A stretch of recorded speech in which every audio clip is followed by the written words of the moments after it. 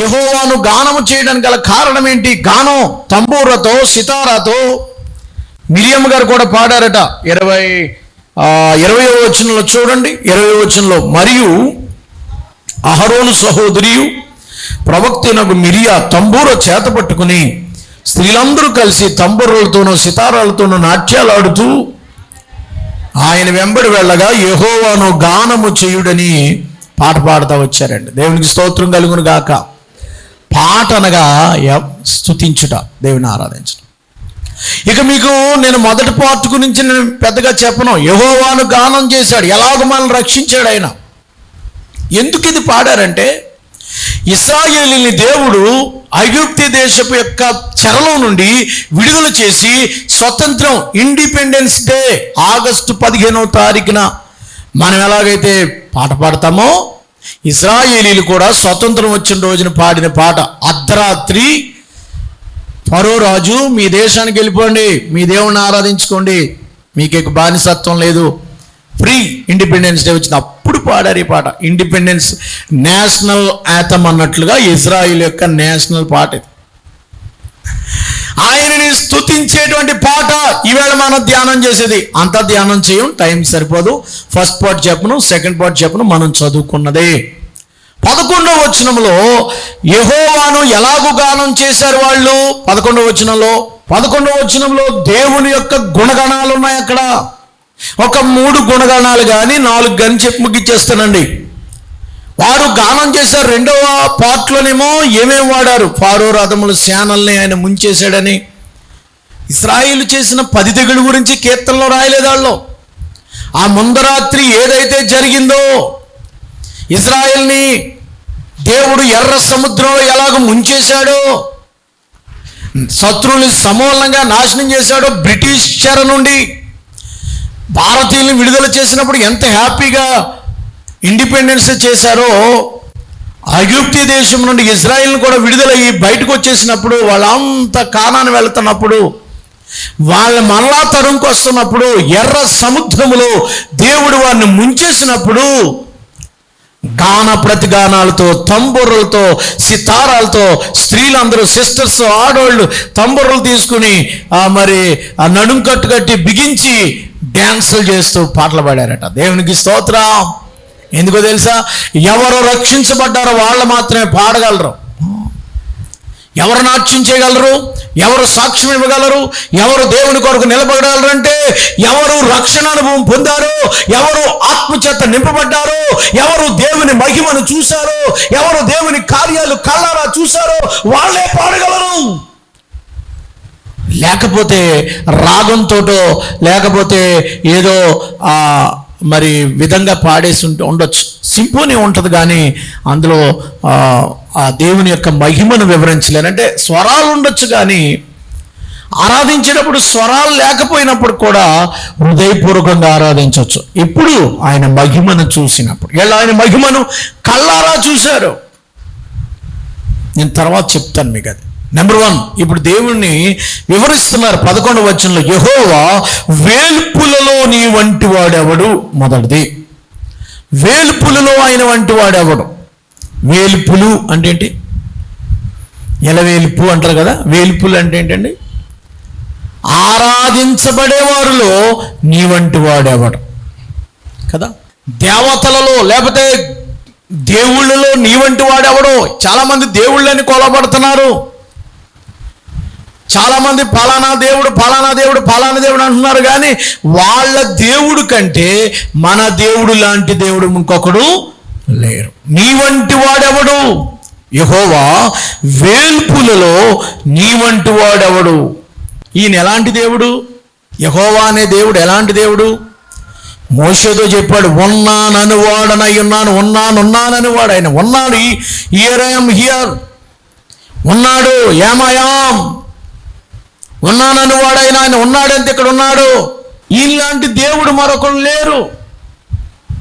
ఎందుకంటే మన దేవుడికున్న లక్షణాలేంటి? యెహోవా దేవుడు ఎవరు? సృష్టికర్త అయిన దేవుడు. దేవునికి స్తోత్రం చెల్లించండి. ఈయన ఎవరు అనుకుంటున్నారు మీరు?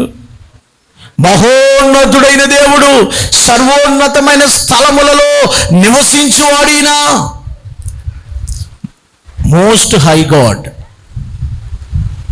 మోస్ట్ హోలీ ప్లేస్, ఉన్నతమైన స్థలములలో నివసించువాడా అని మనం చూస్తాం. ఈయన ఎవరు అనంటే ప్రియులారా, ఆయన ఉన్నతమైన వాడు. ఈయన లాంటి దేవుడు ఎవరు? మొదట ఆయన లాంటి దేవుడు ఈ ప్రపంచంలో ఎవ్వరు లేరు. ఎందుకనంటే ఆయనకున్న లక్షణాలలో ఒక లక్షణం ఏంటంటే లవ్ ఆఫ్ గాడ్. దేవుడు ప్రేమ కలిగిన వాడు. దేవుడు ఎవరు చెప్పండి? ఈయన ఎవరు? ఇతర దేవుళ్ళలాగా, ఇతరులు కొలబడుతున్న దేవుళ్ళలాగా, ఇతరుల యొక్క దేవుళ్ళలాగైనా ఏమీ రౌద్రం చూపే దేవుడు కాదు. ఆయన ప్రేమ కలిగిన దేవుడు. దేవుడు ప్రేమాస్వరూపి అని మనం చదువుతాం కదా. యేసయ్య ప్రేమ కలిగిన దేవుడు. అందుకనే నీలాంటి దేవుడు, వేర్పులలో నీ వంటి వాడెవరయ్యా? ఆయన లాంటి దేవుడు ఎవరు? పరిశుద్ధతలో మహనీయుడా, వేర్పులలో నీ వంటి వాడెవరు? మా పితరుల దేవుడా యెహోవా అని పాటలు పాడారు. కాబట్టి ఆయన లవ్ ఆఫ్ గాడ్, ప్రేమ కలిగిన దేవుడు. లైట్ ఆఫ్ గాడ్, ఆయన వెలుగైన దేవుడు. ఇంకెవరో తెలుసా? అమ్మ, మన దేవుణ్ణి ఎలాగంటే ఈయన దేంతో సమానం చేస్తారు? ఈయన్ని ఇన్ఫనైట్, అనంతుడు. అమ్మ, దేవుడు ఎవరు చెప్పండి? అనంతుడు. అంటే మన జ్ఞానానికి అందనవాడు అన్నమాట. అనంతుడైన దేవుడు, అనంత జ్ఞాని అయిన దేవుడు. 147వ కీర్తనలో రాస్తాడు, అనంత జ్ఞాని అయిన దేవుడు. అంటే అనంతుడు, ఇన్ఫనైట్. దేవుడు ఇన్ఫనైట్. ఈ భూగోళానికి అతీతుడు, ఈ ప్రపంచానికి అతీతుడు, ఈ సృష్టికి ఆవలున్న దేవుడు, ఈ సృష్టిని సృష్టించిన దేవుడు, అనంతుడు మన దేవుడు. దేవునికి స్తోత్రం. ఆయన తేజోమయుడు అన్నాడు. ద లైట్ ఆఫ్ గాడ్, తేజోమయుడు. 1 యోహాను పత్రిక 1వ అధ్యాయం 5వ వచనంలో దేవుడు ఏమై ఉన్నాడు? 1 యోహాను పత్రిక 1వ అధ్యాయం 5వ వచనంలో దేవుడు వెలుగై ఉన్నాడు. దేవుడు క్షమించే దేవుడు. ఈయన మనకేమై ఉన్నాడంటే తండ్రి ఉన్నాడు కూడా. ఈయన మనకి ఎవరు చెప్పండి? తండ్రి. ఈ లోకంలో చాలామందికి తండ్రి లేకపోవచ్చు, కానీ మనకి ఎవరున్నారండి? ప్రేమించే తండ్రి, క్షమించే తండ్రి, మనల్ని రక్షించే తండ్రి, పోషించే తండ్రి. ఇవాళ ఫాదర్స్ డే. ఫాదర్స్ అందరికీ కూడా శుభాలు, తండ్రులందరికీ. అయితే తండ్రులు లేని వారికి కూడా, తండ్రులైన వారికి తండ్రులు లేకపోవచ్చు, కానీ మనకు పరమ తండ్రి ఉన్నాడు. ఆయన ప్రేమించే తండ్రి, ఆయన క్షమించే తండ్రి, ఆయన రక్షించే తండ్రి, ఆయన పోషించే తండ్రి.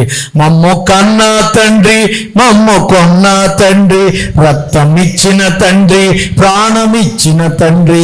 మమ్ము కన్నా తండ్రి, నన్ను కొన్న తండ్రి, రక్తమిచ్చిన తండ్రి, ప్రాణమిచ్చిన తండ్రి. సర్వేశ్వరా నీకే స్తుతి.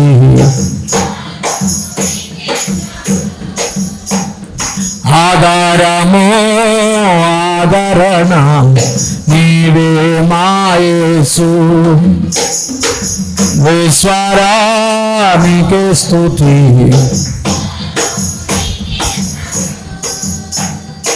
ఆధారము ఆదరణ నీవే మా యేసు.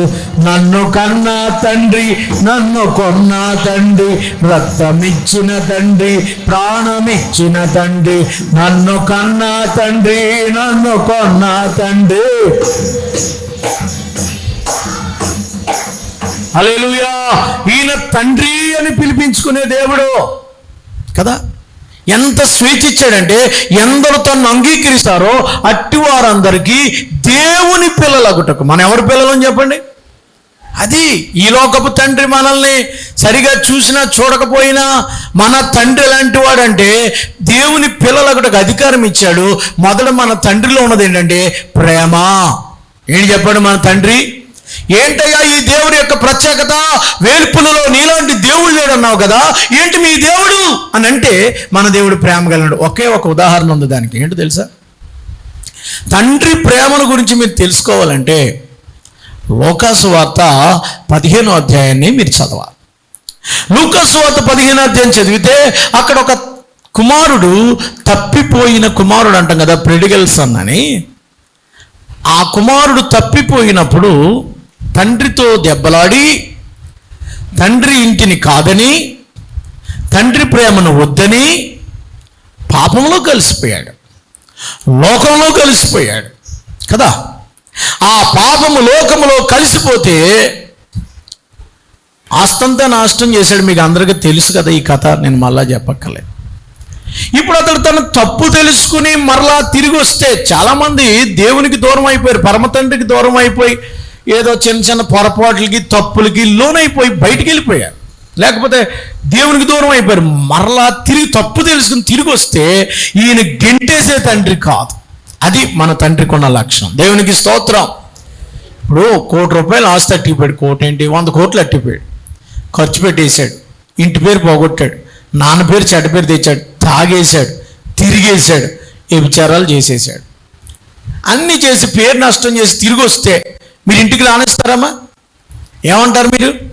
యారా 100 కోట్లు నాశనం చేసావు, ఇంటి పేరు పోగొట్టావు, మొత్తం నాశనం చేసావు, ఏం మొగ పెట్టుకుని ఇంటికి వచ్చావు నువ్వు, ఇంకా మమ్మల్ని బతకనివ్వరా అని అంటారు మీరు. కానీ పరమ తండ్రి అలాగన్నాడండి, నా తండ్రి నన్ను చూచి పరుగెడుచు ఏతించి నా పైబడి ఏడ్చేనా, నవజీవమును గూర్చి ఇంటికి తోడుకొని వెళ్ళి నన్ను దీవించెను. నా జీవిత కథ ఎంత యేసు ప్రేమకు ధరలో సాక్ష్యమై ఉండెను. నా జీవిత కథ ఎంత యేసు ప్రేమకు ధరలో సాక్ష్యమై ఉండెను. మార్గము చూపుమో ఇంటికి నా తండ్రి, మాధుర్య ప్రేమ ప్రపంచము చూపించు కంటికి. దేవునికి స్తోత్రం. తండ్రి ఎలాంటి వాడు అంటే, నేను ఎందుకు చెప్తున్నానంటే, ప్రేమ కలిగినవాడు. మన దేవుడు తండ్రి లాంటి వాడు, ప్రేమ కలిగిన వాడు. తండ్రి తన కుమారుని ఎడల జాలిపడినట్లు ఆయన యందు భక్తులు గల వారి ఎడల ఆయన జాలిపడును. మనకి పరమ తండ్రి యేసయ్య. దేవునికి స్తోత్రం. ఆ తండ్రి మనకు ప్రేమ. కొడుకు గడ్డం పెరిగిపోయి బికారుల్లోకి వస్తుంటే మేడ మీద చూసి పరిగెత్తుకుని వెళ్ళిపోయి, ఒరే నువ్వు నా కొడుకురా, జమీందారు కొడుకురా. దేవుడు కూడా మన ఆత్మీయత, మన పరమ తండ్రి కొడుకు కదా. నువ్వు చెడిపోయి తిరిగి నువ్వు నష్టపోయి వస్తే ఆయన అలా చూస్తూ ఊరుకోలేడు. మేడ మీద పడి ముద్దు పెట్టుకొని క్షవరం చేయించి అతనికి కొత్త బట్టలు వేసి జోళ్ళు తొడిగించి ఉంగరం పెట్టించాడు. దేవునికి స్తోత్రం కలుగును గాక. మొదట ప్రేమ చూపించాడు. రెండవది ఈ దేవుడికి ఉన్న లక్షణం ఏంటి తెలుసా? ఏంటి sir, what is your God greatness in other gods అని అంటే నేను చెప్పమంటారా? ఇతర దేవుళ్ళ కంటే మన దేవుడు వేల్పులు వంటి వాడు ఎవరంటే ఆయన క్షమించే దేవుడు. తప్పు చేసినా సరే ఏమన్నాడు తెలుసా? కొడుకునే కాదనుచు గృహమే చెరసాలనుచు కోపించి వెళ్ళితి, కూలివానిగనైనా నీ ఇంట పని చేసి కనికరమే కోరుదు. కాదనకు నా తండ్రి దిక్కెవ్వారును లేరు, క్షమించి బ్రోవోమో. కాదనకు నా తండ్రి దిక్కెవ్వారును లేరు, క్షమించి బ్రోవోమో. మార్గము చూపుమో ఇంటికి నా తండ్రి ఇంటికి.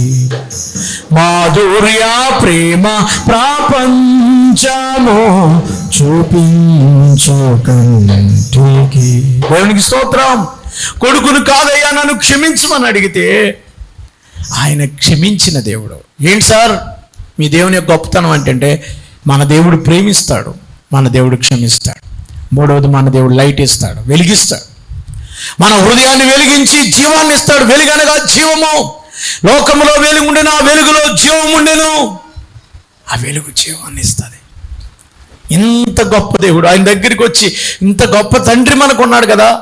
కనుక వేలుపులలో మొదటిది ఏంటంటే, నేను ముగిస్తాను, వేలుపులలో నీ వంటి వాడు ఎవరయ్యా? ఆయన ప్రేమించే దేవుడు, ఆయన క్షమించే దేవుడు, ఆయన వెలిగిచ్చే దేవుడు, ఆయన ఇంకెవరో తెలుసా? సర్వశక్తిమంతుడైన దేవుడు. ఆయన ఇన్ఫైనైట్ అంటే అనంతుడు. 5 విషయాలు చెప్పాను దేవుడు ఎవరంటాను. యేసు ఎవరంటే అది వేరే కాన్సెప్ట్, ఇప్పుడు చెప్పలేను, తర్వాత చెప్తాను. రెండవది, ఆయన ఎవరంటే పరిశుద్ధతను బట్టిన మహనీయుడు. Who is like the glory of holiness. పరిశుద్ధతలో ఆయన మహనీయుడు, మెజెస్టిక్. పరిశుద్ధతలో ఆయన మహనీయుడు.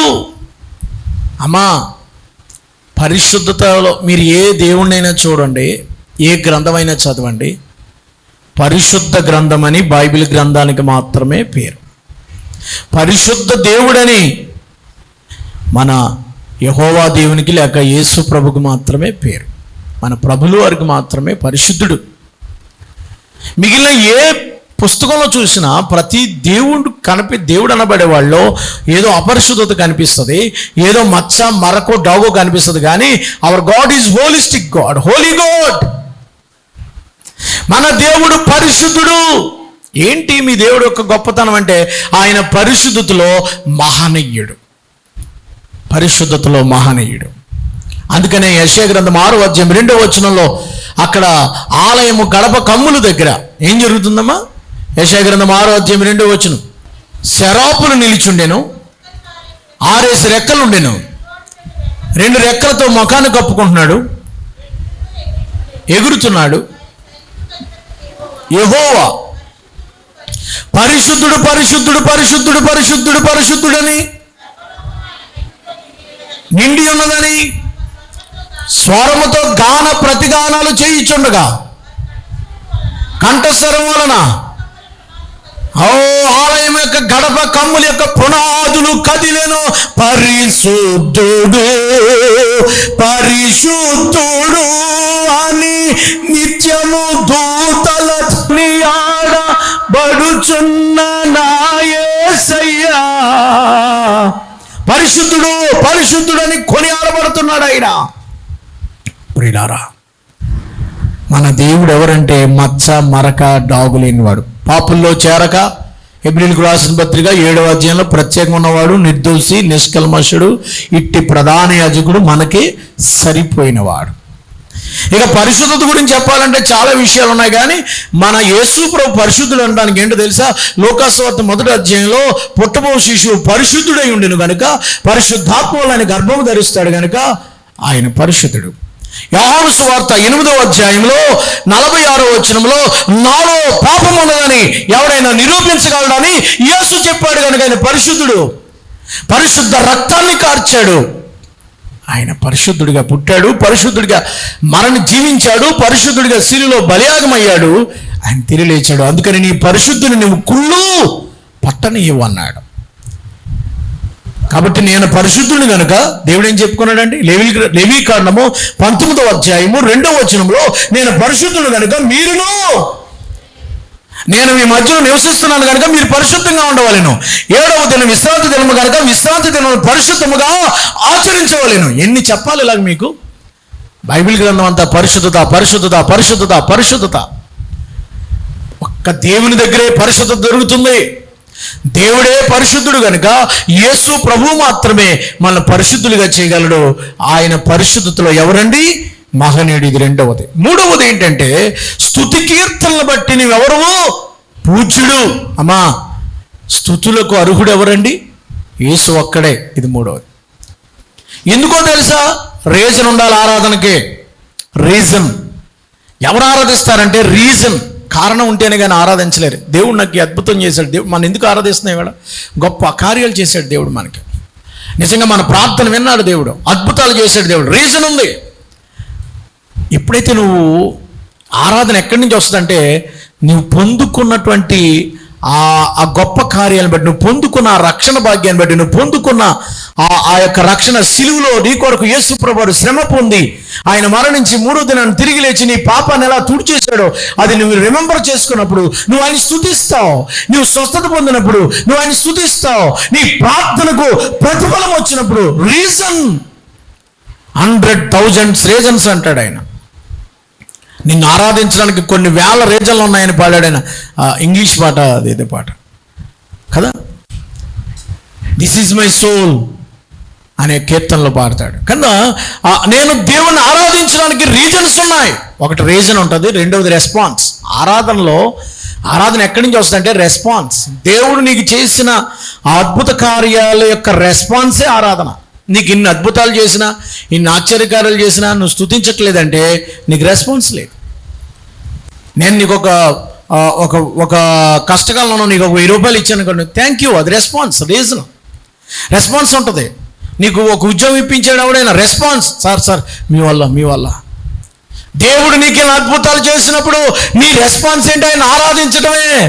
స్తుతి కీర్తనలను బట్టి ఆయన పూజనీయుడు. 147వ కీర్తనలో ఆయన ఎవరంటే ఆయన పూజనీయుడు అని ఉంటుంది. యెహోవాను స్తుతించుట మంచిది, ఎందుకనంటే ఆయన ఆకాశ నక్షత్రాలు కలుగు చేశాడు.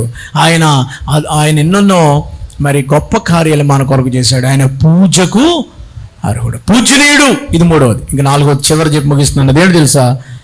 అదేంటమ్మా? అద్భుతములు చేయువాడు నీ వంటి వాడెవడు. అద్భుతాలట, మిరకిల్స్, వండర్స్, అద్భుతాలు చేసే దేవుడు మన దేవుడు. అదే పోయిన వారంలో చేశాడు. అద్భుత కార్యాలు చేసిన దేవుడు. ఎన్ని అద్భుతాలను పొందుకున్నాం. ఇశ్రాయేలీయులకి దేవుడి కీర్తన ఎందుకు రాశారంటే, ఫరో యొక్క సైన్యము ఇశ్రాయేలీయులకి తరుముకు వస్తుందండి. అమ్మా అద్భుతం ఏంటి చెప్పి ముగిస్తాను.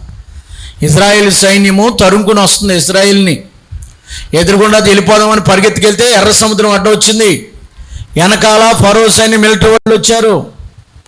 ప్రభువా ఏంటి మమ్మల్ని అడవిలో చంపడానికి తీసుకొచ్చావంటే మోషే మీద సడుక్కుంటే మోషే అన్నాడు, ఈవేళ చూసిన వాళ్ళు రేపు చూడరు, వెళ్ళిపోమన్నాడు దేవుడు. ఒక అద్భుతం ఏంటంటే ఆయన కర్ర కొట్టగా ఎర్ర సముద్రము 2 పాయలుగా చేల్చబడింది. గోడలాగా అయిపోయిందంటే ఆరిన నేలన వారు దాటారు, అవతలకి వెళ్ళిపోయారు. ఫరో సైన్యం తరుముకు వస్తుంటే వాళ్ళు వెళ్ళారు కదా అని వీళ్ళ వచ్చారు. మధ్యలోకి రానిచ్చి దేవుడు ఇశ్రాయేలు అందరూ దాటేశాక మళ్ళీ కర్ర చాపమన్నాడు. సముద్రం కలిసిపోయింది. ఫరో రథచక్రాలు వెనక్కి వెళ్లకుండా ఇసుకలు వెనక్కి తిరగడం మొదలెట్టాయి. వాళ్ళు తరవలేకపోయాయి. ఇది దేవుని మహాశక్తిని గ్రహించారు. ఫరో శ్రేష్టాధిపతులు ఎవరు పోయారండి? అక్కడ అంటాడు కదా, ఫరోను అతని శ్రేష్టాధిపతులను 19వ వచనంలో ఫరో గుర్రములు, అతని రథములు, అతని రౌతులు సముద్రంలో దిగ యెహోవారిని సముద్ర జలములలో మళ్లించెను. ప్రియులారా, ఫరో రథముల సేనలను తన శ్రేష్టాధిపతులను ఎర్ర సముద్రములోనా ముంచి వేసే యెహోవాను గానము చేసేదము ఏకముగా మనకు రక్షకుడాయని. దేవునికి స్తోత్రం. ఎర్ర సముద్రంలో తన శత్రుని సమూలంగా ముంచేశాడు దేవుడు. ఇంకా ఫరో లేడు. ఇంకెప్పటికీ కూడా వారు కానానుకు చేరుకునే వరకు కూడా వాళ్ళు రాలేరు. ఏ శత్రు కూడా రాలేదు. ఇప్పుడు చూడండి, వీళ్ళని ఎర్ర సముద్రంలో ముంచేయడం వల్ల ఎదరగొండ ఉన్న వాళ్ళకి భయం వేసింది. వీళ్ళు పడమర నుంచి తూర్పుకు వచ్చారు. తూర్పున ఉన్నటువంటి ఆ కానానీయులు, ఎరుకో పట్టణస్తులు వాళ్ళందరూ భయపడిపోయారు ఇశ్రాయేలు అంటే. ఎందుకంటే వీళ్ళు దేవుడు మహాదేవుడు, గొప్ప దేవుడు, అద్భుతాలు చేస్తాడని. వాడపాలెంలో కూడా దేవుడు అదే చేశాడు. అందరూ చూస్తున్నారు వర్షం వచ్చేస్తుందేమని, దేవుడు ఆపాడు. దేవునికి స్తోత్రం. ప్రియులారా, ఎలాగా ఇది ఎలా చేయాలి? నిజంగా కుటుంబాలుగా అందరూ ఒక ఈవెంట్ లాగా చేసేసారు. మరలా ఆఖరి రోజుని ఒక ఈవెంట్ లాగా అయిపోయింది. ఒక అభిషేక ప్రార్థన, ఒక 25 సంవత్సరాల కార్యక్రమం చేయడంలో యూత్ వారు ముందుకు వచ్చి చాలా ఘనకార్యాలు దేవుడు చేశాడు. యెహోవా ఎవరు చెప్పండి? అద్భుత కార్యాలు చేసేవాడు. ఇశ్రాయేలులకు అద్భుతాలు చేశాడు దేవుడు, మన పట్ల కూడా అద్భుతాలు చేశాడు. కనుక మనం ఆయన ఏం చేయాలి చెప్పండి? ఆరాధన. కాబట్టి వాళ్ళకి ప్రామిస్, కానాన్ దేశం తీసుకువెళ్తాడని ఒక నమ్మకం వచ్చేసింది. ఇప్పుడు మనకు కూడా పరలోకాన్ని తీసుకెళ్తాడు.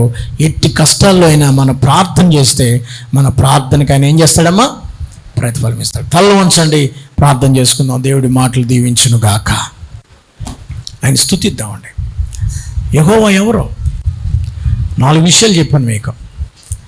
ఆయన లాంటి దేవుడు ఎవరు లేరు. ఆయన ప్రేమ కలిగినోడు, ఆయన క్షమించే దేవుడు, ఆయన అనంతుడు, ఆయన వెలుగైనవాడు, ఆయన సర్వశక్తిమంతుడు. ఆయన ఎవరు? పరిశుద్ధతలో మహనీయుడు. ఆయన ఎవరు? పూజనీయుడు, ఆరాధనకు యోగ్యుడు. ఆయన ఎవరు? అద్భుతాలు చేసే దేవుడు. ఆయన వంటి వారు ఈ ప్రపంచంలో ఎవ్వరు లేరు. ఆయన మీద ఆనుకున్న వారిని సిగ్గుపడనివ్వడు. తల వంచి చిన్న ప్రార్థన చేసుకుంటావా? ఒక్కసారి మనసారా ఆయన స్తుతించు. ప్రభువా, నువ్వు అద్భుతాలు చేసే దేవుడు అట, నా జీవితంలో అద్భుతాలు చేస్తాడు. నమ్మితే చాలు, నువ్వు దేవుని మహిమను చూస్తావు. లాజరు బ్రతికొచ్చాడు. నీ విశ్వాసమే నిన్ను బ్రతికిస్తుంది. అద్భుత కరుడైన ఆయన్ని స్తుతించు, ఆయన పాడు. ఎర్ర సముద్రంలో ఆయన నిన్ను రక్షించుకున్నాడు. నువ్వు ఆయన్ని ఆరాధిస్తున్నావా? ఆయన మహిమను చూసావా? లేదా పెదాలతో స్తుతిస్తున్నావా? ఆయన రక్షణ భాగ్యాన్ని బట్టి మనసారా స్తుతించకపోతే అది పెదవుల స్తుతి అవుద్ది, నటన అవుద్ది. అద్భుతకాలు చేసిన దేవా, ఎంతటి వారు నాయన, యాపాటి వారు మమ్మల్ని ఎత్తు పట్టుకున్నావయ్యా. మా వ్యాపాటి వాడు నీ పని కొరకు వాడుకున్నావు. స్తోత్రం చెప్పు. కొంతమంది ఆరాధనలో ఏడవచ్చు, కొంతమంది గట్టిగా అరవచ్చు, కొంతమంది మౌనంగా ఉండొచ్చు. ఏదైనా వర్షిప్పే. అది వాళ్ళ యొక్క ఆత్మ నడిపింపుని బట్టి ఉంటుంది. ప్రభువా, నీ కార్యాలు చేయనాయన. మహాపరిశుద్ధుడు అయిన మా తండ్రి, విత్తబడిన వాక్యాన్ని బట్టి నీకు వందనాలు నాయన. నువ్వు వేలుపులలో నీ వంటి వాడెవరు నాయన? పరిశుద్ధతలో నువ్వు మహనీయుడువు, స్తుతికీర్తనలు బట్టి పూజనీయుడు, అద్భుతములు చేయవాడులో నీ వంటి వాడెవడు? నీకు ఇలాంటి అద్భుతాలు చేసేవాళ్ళు లేరు. మా ఈ ఓనంలో, మా సంఘంలో మీరు చేసిన అద్భుతాలను బట్టి వందనాలు. ఒక్కొక్కరి జీవితాల్లో మీరు ఇచ్చిన రక్షణ కార్యాన్ని బట్టి, సిలువు కార్యాన్ని బట్టి, వారి జీవితాల్లో మీరు చేసిన మహా అద్భుత కార్యాలను బట్టి సమస్త ఘనత, మహిమ, ప్రభావాలు చెల్లిస్తున్నాం. విత్తబడిన వాక్యము అందరి హృదయాల్లో భద్రపరచమని యేసు ప్రభు వారి పేరట వేడుకొనుచున్నాము తండ్రి. ఆమేన్.